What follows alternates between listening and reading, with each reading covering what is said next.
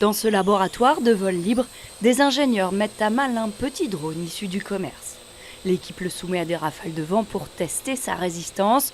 L'objectif très sérieux des chercheurs donnés à Lille, établir des programmes informatiques pour rendre le drone de demain quasi autonome en vol. En fait, le pilote du drone, dans le futur, ne sera pas forcément un expert en pilotage. Donc lui, il aura une mission, ce sera par exemple de tirer des photos d'un immeuble pour voir s'il y a des fissures, tout ça. Donc il va être concentré sur son métier. Les drones, un domaine de recherche sur lequel travaillent les équipes d'Onera depuis 25 ans. Mais avec le développement de ces petits aéronefs est apparue une nouvelle problématique, celle de leur usage malveillant. Dans ce contexte, l'établissement public s'est vu confier un projet de recherche de l'État. Un projet qui vise à détecter le drone, à l'identifier et à le neutraliser par différentes technologies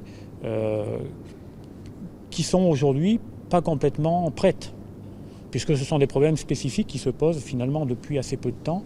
La sécurité, la spécialité du site lillois depuis 1946 dans les domaines de l'aéronautique, l'espace et la défense. Se trouvent ici des outils de simulation parmi les plus perfectionnés au monde. Une tour de crash pour comprendre ce qu'il se passe pendant les quelques millisecondes d'un choc et tester les avions du futur. Une soufflerie verticale pour mieux prévoir le comportement d'un avion en vol. Des souffleries horizontales où l'on teste l'écoulement du vent sur une voilure. Cet atelier est capable de sortir des modèles réduits précis au centième de millimètre et bourrés de capteurs. Parce que, malgré tous les ordinateurs du monde, rien ne remplace encore aujourd'hui les essais avec maquette.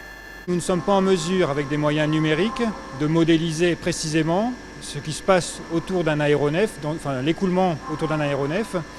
Et donc on a toujours besoin, pour dérisquer, pour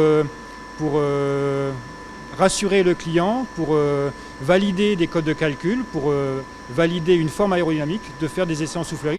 Le fruit du travail de ce labo se trouve peu ou prou dans toute l'aéronautique française. La centaine de personnes du site lillois travaillent aux aéronefs du futur, ceux des 20, 30 ou 40 prochaines années.